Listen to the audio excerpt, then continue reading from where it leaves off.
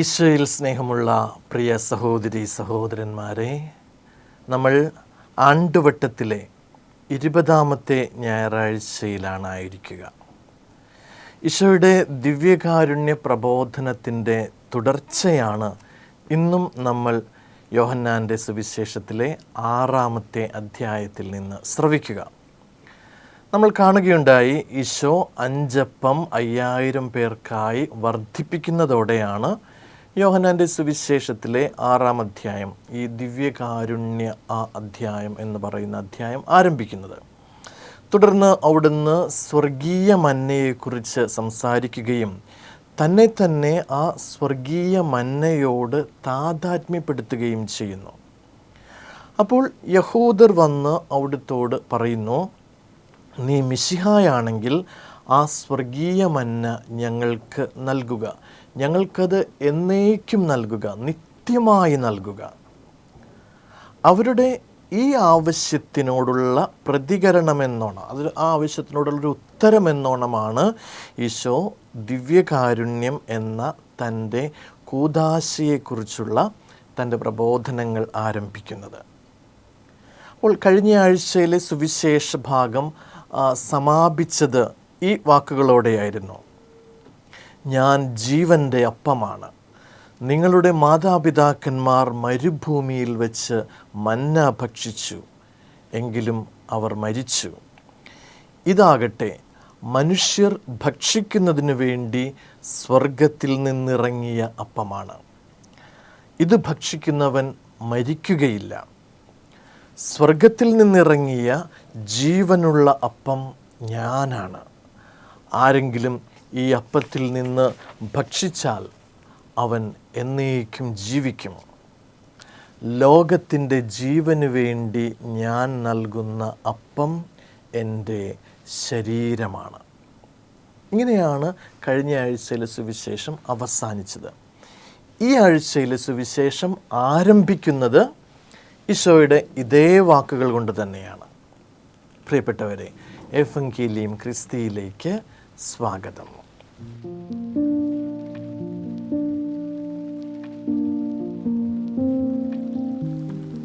ഈശോയുടെ വാക്കുകൾ, സ്വർഗത്തിൽ നിന്ന് ഇറങ്ങിയ ജീവനുള്ള അപ്പം ഞാനാണ്. ഈശോ ഇത് പറയുമ്പോൾ അത് കേട്ടുകൊണ്ടിരുന്ന യഹൂദരുടെ മനസ്സിലേക്ക് ഓടി വരുന്ന ചിത്രം മന്നയുടേതായിരുന്നു എന്ന് നമ്മൾ കണ്ടു കഴിഞ്ഞു. കാരണം അവർക്കറിയാം സ്വർഗത്തിൽ നിന്ന് ഒരു അപ്പം ഇറങ്ങിയ കാര്യം. സ്വർഗത്തിൽ നിന്നിറങ്ങിയ അപ്പം അത് മന്നയാണ് എന്ന് അവർക്കറിയാം. അപ്പോൾ സ്വർഗത്തിൽ നിന്നിറങ്ങിയ അപ്പവുമായി സാദൃശ്യപ്പെടുത്തുവാൻ അവരുടെ മുൻപിലുള്ള ഒരേ ഒരു പ്രതീകം അത് മന്നയാണ്. യേശു അതുകൊണ്ട് പഴയ നിയമത്തിലെ മന്ന എന്ന പ്രതീകം എടുത്തിട്ടാണ് താനുമായിട്ട് താതാത്മ്യപ്പെടുത്തുന്നത്. എന്നിട്ട് അവിടുന്ന് പറയുന്നു, ഞാൻ സ്വർഗത്തിൽ നിന്നിറങ്ങിയ ജീവനുള്ള അപ്പമാണ്. ആരെങ്കിലും ഈ പുതിയ മന്നയിൽ നിന്ന് ഭക്ഷിച്ചാൽ അവൻ എന്നേക്കും ജീവിക്കും. പഴയ മന്നയിൽ നിന്ന് ഭക്ഷിച്ച നിങ്ങളുടെ പിതാക്കന്മാർ അവർ മരിച്ചു.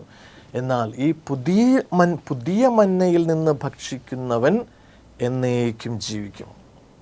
തുടർന്ന് അവിടുന്ന് തൻ്റെ വാക്കുകൾ വ്യക്തമാക്കുകയാണ്. അത് കുറേയും കൂടിയൊക്കെ ഡെഫിനിറ്റായിട്ട് പറയുകയാണ്.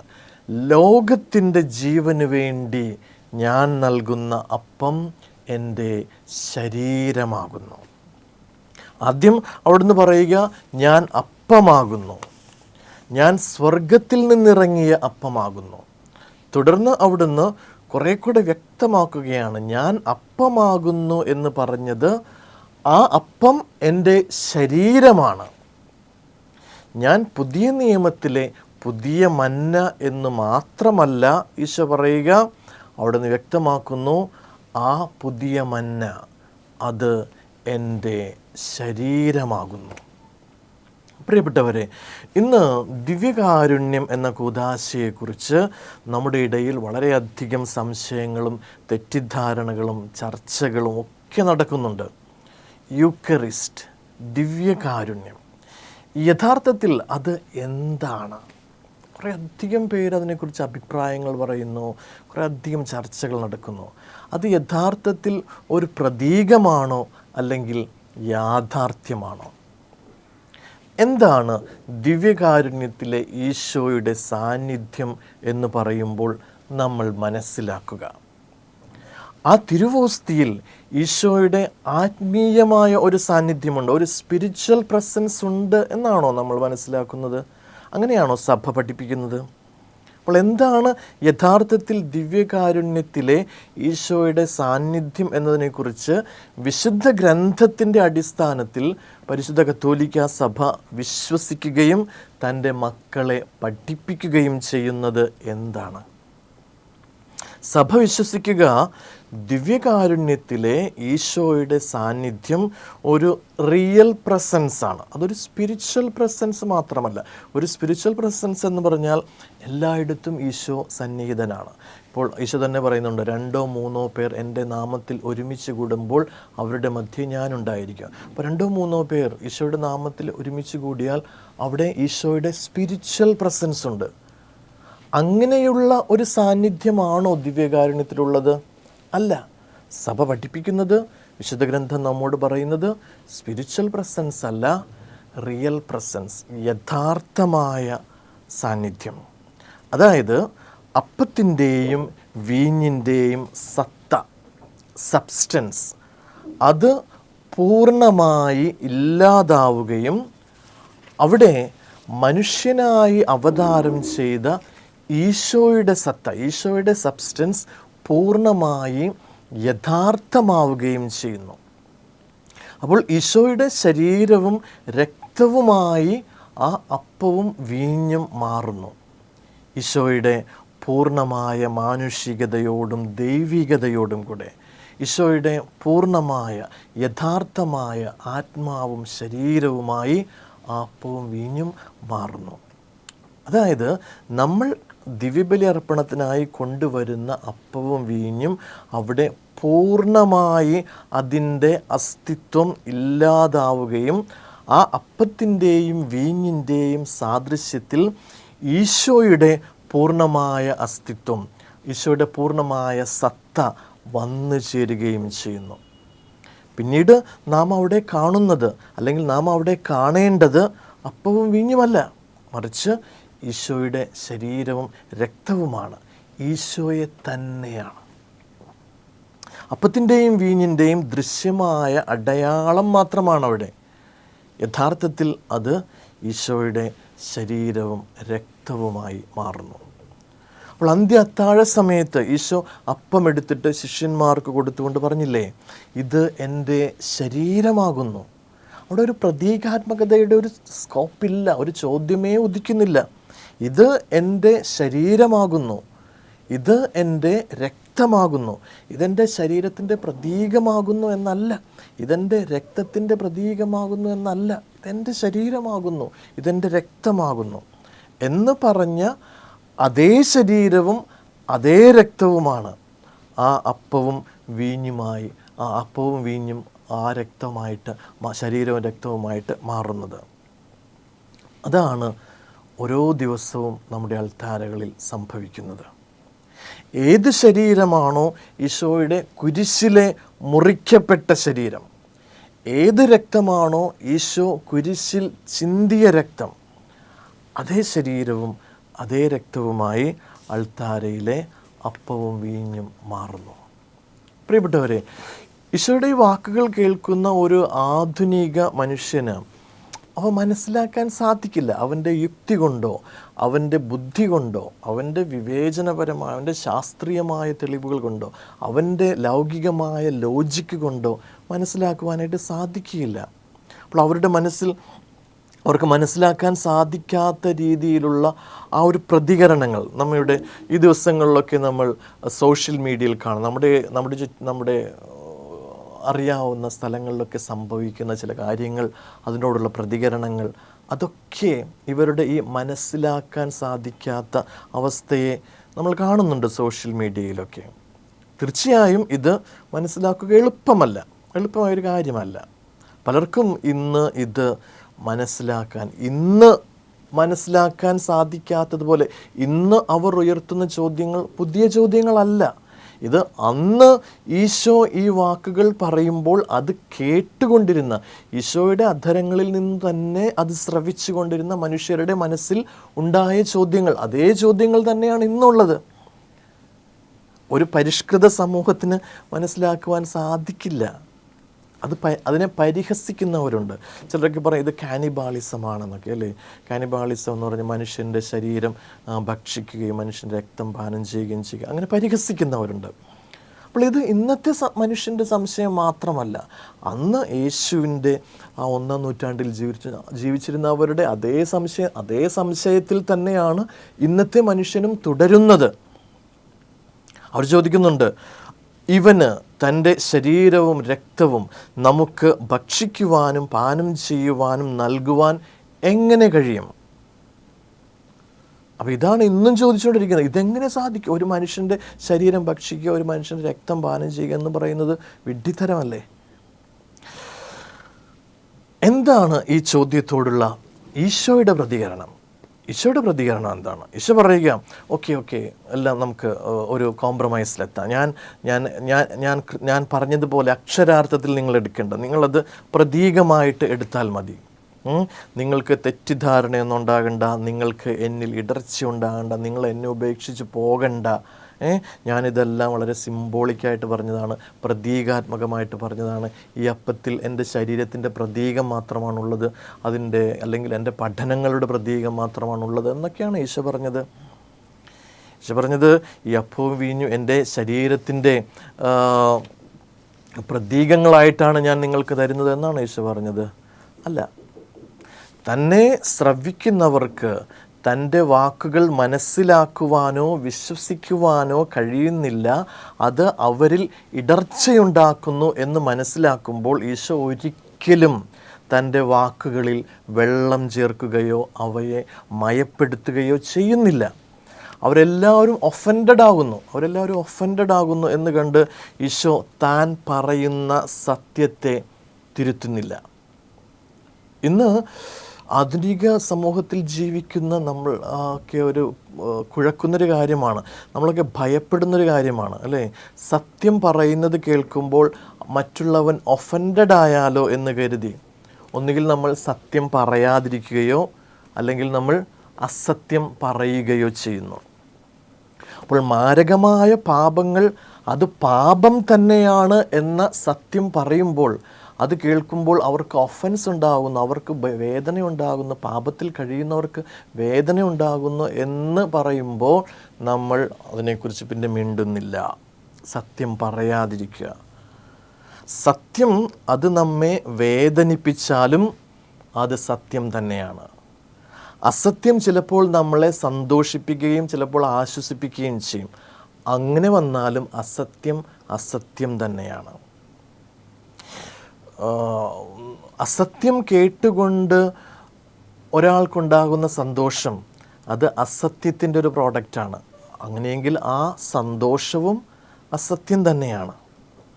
അപ്പോൾ let's be offended by truth than consoled by a lie. നമുക്ക് സത്യത്താൽ മുറിവേൽപ്പിക്കപ്പെടാം, നുണയാൽ ആശ്വസിപ്പിക്കപ്പെടുന്നതിനേക്കാൾ നല്ലത് സത്യത്താൽ മുറിവേൽപ്പിക്കപ്പെടുന്നതാണ്. ഒരു സത്യം കേട്ട് സന്തോഷിക്കുന്നതിനേക്കാൾ, ഒരു അസത്യം കേട്ട് സന്തോഷിക്കുന്നതിനേക്കാൾ സത്യം കേട്ട് നമുക്ക് വേദനിക്കാം. അതാണ് സത്യം.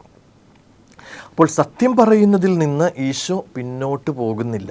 പലരുമൊക്കെ പറയുന്നത് നാം കേട്ടിട്ടുണ്ടാകും, ദിവ്യകാരുണ്യത്തിലെ ഈശോയുടെ സാന്നിധ്യത്തിൽ വിശ്വസിച്ചില്ലെങ്കിലും കുഴപ്പമൊന്നുമില്ല, ഈശോയിൽ വിശ്വസിച്ചാൽ മതി. അപ്പോൾ ദിവ്യകാരുണ്യത്തിൽ വിശ്വസിച്ചില്ലെങ്കിലും കുഴപ്പമൊന്നുമില്ല, ഈശോയിൽ വിശ്വസിച്ചാൽ മതി എന്ന് പറയുന്നത്.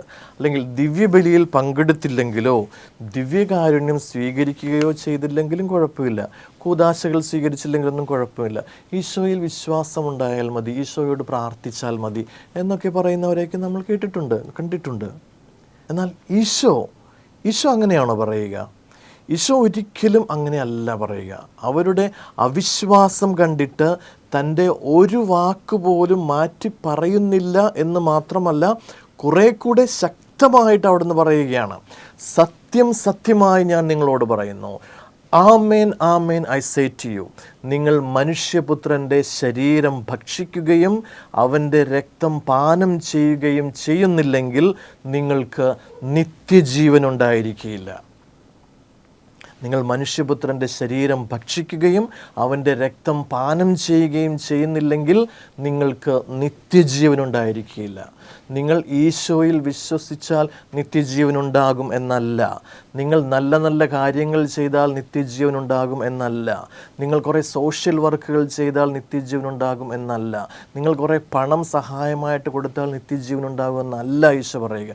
ഈശോ പറയുക, നിങ്ങൾ മനുഷ്യപുത്രൻ്റെ ശരീരം ഭക്ഷിക്കുകയും അവൻ്റെ രക്തം പാനം ചെയ്യുകയും ചെയ്യുന്നില്ലെങ്കിൽ നിങ്ങൾക്ക് നിത്യജീവൻ ഉണ്ടായിരിക്കില്ല.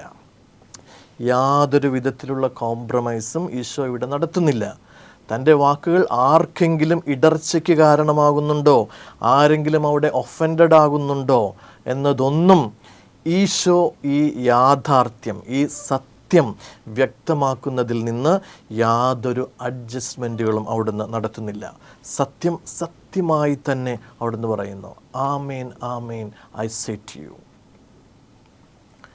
നിങ്ങൾ എൻ്റെ ശരീരം ഭക്ഷിച്ചാൽ മാത്രം പോരാ, എൻ്റെ രക്തം പാനം ചെയ്യുകയും കൂടെ വേണം. അപ്പോൾ എൻ്റെ ശരീരം ഭക്ഷിക്കുകയും എൻ്റെ രക്തം പാനം ചെയ്യുകയും ചെയ്യുന്നവന് നിത്യജീവനുണ്ട്. എൻ്റെ ശരീരവും രക്തവും അപ്പത്തിൻ്റെയും വീഞ്ഞിൻ്റെയും രൂപത്തിലാണെങ്കിലും it's only under the appearance of bread and wine. It's only under the appearance of bread and wine. അത് യഥാർത്ഥത്തിൽ എൻ്റെ ശരീരവും രക്തവും തന്നെയാണ്. അത് യഥാർത്ഥത്തിൽ എൻ്റെ ശരീരവും രക്തവും തന്നെയാണ്. അപ്പോൾ എൻ്റെ ശരീരം ഭക്ഷിക്കുകയും എൻ്റെ രക്തം പാനം ചെയ്യുകയും ചെയ്യുന്നവന് നിത്യജീവനുണ്ടാകും. എൻ്റെ ശരീരം ഭക്ഷിക്കുകയും രക്തം പാനം ചെയ്യുകയും ചെയ്യുമ്പോൾ ഞാൻ അവനിലും അവൻ എന്നിലും വസിക്കുകയും ചെയ്യും. കൂടുതൽ ശക്തമായിട്ട് ഈശോ പറയുകയാണ്. ഇതാണ് ദിവ്യകാരുണ്യത്തിലൂടെ ഈശോയും നമ്മോട് ഐക്യപ്പെടുന്നത്. ഇങ്ങനെയാണ് ഈശോയും ദിവ്യകാരുണ്യം സ്വീകരിക്കുന്ന ഒരു വ്യക്തിയും തമ്മിൽ ഒരു താതാത്മ്യം സംഭവിക്കുന്നു, ഒരു ഐക്യം സംഭവിക്കുന്നു, ഒരു കമ്മ്യൂണിയൻ സംഭവിക്കുന്നു. ഈശോയും ഞാനും തമ്മിൽ ഒന്നായി മാറുന്നു.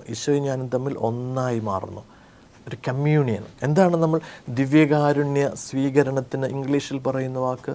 Holy communion. ഇതാണ് ഞാൻ നിന്നിലും നീ എന്നിലും വസിക്കുന്ന ആ ഒരു അനുഭവം. ഈശോ എന്നിൽ വസിക്കുന്നു, ഞാൻ ഈശോയിൽ വസിക്കുന്നു. ഇതാണ് ഹോളി കമ്മ്യൂണിയൻ എന്ന് പറയുന്നത്. അപ്പോൾ ഈശോ എന്നിൽ വസിക്കുകയും ഞാൻ ഈശോയിൽ വസിക്കുകയും ചെയ്യണമെങ്കിൽ എന്താണ് വേണ്ടതെന്നാണ് ഈശോ പറയുക? അവിടുത്തെ ശരീരം ഞാൻ ഭക്ഷിക്കുകയും അവിടുത്തെ രക്തം ഞാൻ പാനം ചെയ്യുകയും വേണം. എന്താണ് ഉത്തരം? ഒറ്റ കാര്യം, ഞാൻ ദിവ്യകാരുണ്യം സ്വീകരിക്കണം. യൂക്കറിസ്റ്റ്, ദിവ്യകാരുണ്യം എന്ന കൂദാശ, അത് ഞാൻ സ്വീകരിക്കണം. അപ്പോൾ ഈശോ വീണ്ടും മന്നയിലേക്ക് തിരിച്ചു പോവുകയാണ്. അവിടുന്ന് പറയുന്നു, നിങ്ങളുടെ പിതാക്കന്മാർ മന്ന ഭക്ഷിച്ചു എങ്കിലും മരിച്ചു. അതുപോലെയല്ല ഈ അപ്പം, ഇത് ഭക്ഷിക്കുന്നവൻ എന്നേക്കും ജീവിക്കും. നമുക്കറിയാം, മന്ന അവരുടെ ഒരു ശാരീരികമായിട്ടുള്ള വിശപ്പിനെ ശമിപ്പിക്കുവാൻ മാത്രമേ അന്ന് സാധിച്ചുള്ളൂ. അത് ഭക്ഷിച്ചവരൊക്കെ പിന്നീട് മരിച്ചു പോവുകയും ചെയ്തു. ഈശോ പറയുകയാണ്, ഇതാ ഞാൻ നൽകുന്ന മന്ന, എൻ്റെ ശരീരവും രക്തവും, ദിവ്യകാരുണ്യം എന്ന കൂദാശ, അത് ഭക്ഷിക്കുന്നവൻ മരിക്കുകയില്ല, നിത്യം ജീവിക്കും. ഇത് നിങ്ങൾക്ക് നിത്യജീവൻ നൽകും. ഞാനും നിങ്ങളും ഇതിലൂടെ ഒന്നായിത്തീരും. അതായത് പഴയ നിയമത്തിലെ മന്ന സ്വർഗത്തിൽ നിന്ന് ദൈവം അവർക്ക് ഇറക്കിക്കൊടുത്ത അത്ഭുതകരമായ ഒരു സൂപ്പർ നാച്ചുറൽ അപ്പമായിരുന്നു. എന്നാൽ അതിനേക്കാൾ മഹത്വമേറിയതും അത്യുന്നതവുമായ നിത്യജീവൻ നൽകുന്നതുമാണ് ഈശോ നൽകുന്ന ദിവ്യകാരുണ്യം എന്ന അപ്പം. പ്രിയപ്പെട്ടവരെ, നമ്മൾ ആവർത്തിക്കുന്നൊരു കാര്യമുണ്ട്. Eucharist is not a thing, it is a person. ദിവ്യകാരുണ്യം എന്നത് ഒരു വസ്തുവല്ല, ഒരു വ്യക്തിയാണ്. ദൈവത്തിൻ്റെ പുത്രനായ, ദൈവമായ യേശു ക്രിസ്തു എന്ന വ്യക്തി. അപ്പോൾ യേശു എന്നിൽ വസിക്കണം, എനിക്ക് യേശുവിലും വസിക്കണം. ഇങ്ങനെ ആഗ്രഹിക്കാത്ത ഏതൊരു ക്രിസ്ത്യാനിയാണ് ഉണ്ടാവുക? യേശു എന്നിൽ വസിക്കുക, എനിക്ക് യേശുവിൽ വസിക്കുക. അങ്ങനെ ആഗ്രഹിക്കുന്നവർ യേശു എന്നിലും ഞാൻ യേശുവിലും വസിക്കണം എന്ന് ആഗ്രഹിക്കുന്നുണ്ടെങ്കിൽ എന്താണ് എനിക്കതിനായി ഈശോ നൽകുന്ന മാർഗം? ഈശോയുടെ ശരീരം ഭക്ഷിക്കുകയും ഈശോയുടെ രക്തം പാനം ചെയ്യുകയും ചെയ്യുക. അങ്ങനെയെങ്കിൽ അവൻ എന്നിലും ഞാൻ അവനിലും വസിക്കും. ദിവ്യകാരുണ്യം സ്വീകരിക്കുക, ദിവ്യബലിയിൽ പങ്കെടുക്കുക, കുംഭസാരം എന്ന കൂദാശ സ്വീകരിച്ച് ഒരുങ്ങി ദിവ്യബലിയിൽ പങ്കെടുത്ത് ദിവ്യകാരുണ്യം സ്വീകരിക്കുക. പ്രിയപ്പെട്ട 2000 വർഷങ്ങൾക്ക് മുൻപ് ഈശോ അന്ന് ജീവിച്ചിരുന്ന മനുഷ്യരോട് മാത്രമായിട്ട് പറഞ്ഞ വാക്കുകളല്ല ഇത്. ലോക അവസാനത്തിന് മുൻപുള്ള അവസാനത്തെ മനുഷ്യനോടുകൂടെ പറഞ്ഞ വാക്കുകളാണിത്. അപ്പോൾ 2000 വർഷങ്ങൾക്ക് മുൻപ് ഈ ഭൂമിയിൽ ജീവിച്ച് തൻ്റെ പീഠാനുഭവത്തിലൂടെയും കുരിശുമരണത്തിലൂടെയും കടന്നുപോയി ഉത്ഥാനം ചെയ്ത് സ്വർഗത്തിലേക്ക് പ്രവേശിച്ച ഈശോയുടെ ശരീരം ഇന്ന് എനിക്ക് എങ്ങനെ ഭക്ഷിക്കുവാൻ സാധിക്കും? അതിനാണ് ഈശോ നമുക്ക് ദിവ്യകാരുണ്യം നൽകിയിരിക്കുന്നത്. അതാണ് ആ ചോദ്യത്തിൻ്റെ ഉത്തരമാണ് ദിവ്യകാരുണ്യം എന്ന കൂദാശ, യൂക്കറിസ്റ്റ്. ഈശോയുടെ വാക്കുകൾ ഈശോ ഇങ്ങനെ ചുമ്മാ പറയുകയല്ല, വെറുതെ ഇങ്ങനെ പറയുകയല്ല ചെയ്യുന്നത്. അത് യാഥാർത്ഥ്യമാണ്. ആ പറയുന്ന യാഥാർത്ഥ്യം തന്നെയാണ് ഈശോ ദിവ്യകാരുണ്യത്തിലൂടെ നമുക്ക് നൽകുക. പ്രിയപ്പെട്ടവരെ, ദിവ്യകാരുണ്യത്തിൽ നിന്നും ദിവ്യബലിയർപ്പണത്തിൽ നിന്നും കൂദാശകളിൽ നിന്നുമൊക്കെ അകന്ന് മാറി നിൽക്കുന്നവർ സ്വയം ന്യായീകരിക്കുന്നത് പലപ്പോഴും നമ്മൾ കേട്ടിട്ടുണ്ട്. ഈശോയിൽ വിശ്വാസമുണ്ടായാൽ മതി, നല്ല ക്രിസ്ത്യാനിയായി ജീവിച്ചാൽ മതി, പ്രാർത്ഥിച്ചാൽ മതി, വ്യക്തിപരമായിട്ട് പ്രാർത്ഥിച്ചാൽ മതി, കുമ്പസാരിച്ചില്ലെങ്കിലും കുഴപ്പമില്ല, നേരിട്ട് പാപങ്ങളൊക്കെ ദൈവത്തോട് ഏറ്റു പറഞ്ഞാൽ മതി, ദിവ്യബലി അർപ്പണത്തിൽ പങ്കെടുത്തില്ലെങ്കിലും കുഴപ്പമില്ല, ദിവ്യകാരുണ്യം സ്വീകരിച്ചെങ്കിലും കുഴപ്പമില്ല. അങ്ങനെയൊക്കെ ചിന്തിക്കുന്നവരുണ്ട്. അവരോടൊക്കെ ആണ് ഈശോ ഈ പറയുന്നത്. ഇത് അവരോടൊക്കെ കൂടിയാണ്. എന്താണ് പറയുക? അവിടുന്ന് യാതൊരുവിധ കോംപ്രമൈസിനും തയ്യാറാകുന്നില്ല. ഈശോ പറയുന്നു, നിങ്ങൾക്ക് നിത്യജീവൻ ഉണ്ടാകണോ? എന്നിൽ വിശ്വസിച്ചാൽ മാത്രം പോരാ, പ്രാർത്ഥിച്ചാൽ മാത്രം പോരാ, നല്ല ക്രിസ്ത്യാനിയായി ജീവിച്ചാൽ മാത്രം പോരാ, നല്ല ചാരിറ്റി പ്രവർത്തനങ്ങൾ ചെയ്താൽ മാത്രം പോരാ. എൻ്റെ ശരീരം ഭക്ഷിക്കുകയും എൻ്റെ രക്തം പാനം ചെയ്യുകയും വേണം. എങ്കിൽ മാത്രമേ ഞാൻ നിങ്ങളിൽ വസിക്കുകയും നിങ്ങൾ എന്നിൽ വസിക്കുകയും ചെയ്യുള്ളൂ. എങ്കിൽ മാത്രമേ നിങ്ങൾക്ക് നിത്യജീവൻ ഉണ്ടാവുകയുള്ളൂ. ഈശോയിൽ വിശ്വസിച്ചാൽ മാത്രം മതി, കുമ്പസാരിക്കേണ്ട എന്നൊക്കെ പറയുന്നവരെയൊക്കെ നമ്മൾ കുറേ അധികം നമ്മൾ കേട്ടിട്ടുണ്ട്. അവരോടൊക്കെ കൂടിയാണ് ഈശോ ഈ വാക്കുകൾ പറയുന്നത് എന്ന് ഓർക്കുക. എൻ്റെ രക്തം പാനം ചെയ്യുകയും എൻ്റെ ശരീരം ഭക്ഷിക്കുകയും ചെയ്യുന്നില്ല എങ്കിൽ ഞാനും നീയും തമ്മിൽ യാതൊരു ഐക്യവുമില്ല, യാതൊരു കമ്മ്യൂണിയനും ഇല്ല, യാതൊരു സഹവാസവുമില്ല. വളരെ വ്യക്തമാണ് ഈശോയുടെ വാക്കുകൾ. ഈശോ അവിടെ ഇത് കേൾക്കുമ്പോൾ അവൻ ഒഫൻഡഡ് ആകുമോ എന്ന് കരുതി, അവൻ ഇടർച്ച ഉണ്ടാകുമോ എന്ന് കരുതി ഈശോ വാക്കുകളിൽ വെള്ളം ചേർക്കുന്നില്ല. വളരെ നേരെ ഈശോ സംസാരിക്കുകയാണ്. പ്രിയപ്പെട്ടവരെ, ദൈവം നമുക്ക് നൽകിയ ഏറ്റവും അനുഗ്രഹീതമായ ആ അപ്പം, ഈശോ തന്നെ തൻ്റെ മാംസവും രക്തവും ആത്മാവും ശരീരവും തൻ്റെ മാനുഷികതയും ദൈവികതയും എല്ലാം ചേർത്താണ് ദിവ്യകാരുണ്യമെന്ന ആ മഹത്തായ, ആ സൂപ്പർ നാച്ചുറൽ അപ്പം നമുക്ക് നൽകുന്നത്. ആ ദിവ്യകാരുണ്യനാഥൻ്റെ ആ ദിവ്യകാരുണ്യ മേശയിലേക്ക് നമുക്ക് ആഗ്രഹത്തോടെ, ഭക്തിയോടെ, തീക്ഷ്ണതയോടെ ഓടിയണയാം. ഏവർക്കും അനുഗ്രഹപ്രദമായ നല്ല ഒരു ഞായറാഴ്ച ആശംസിക്കുന്നു. നന്ദി.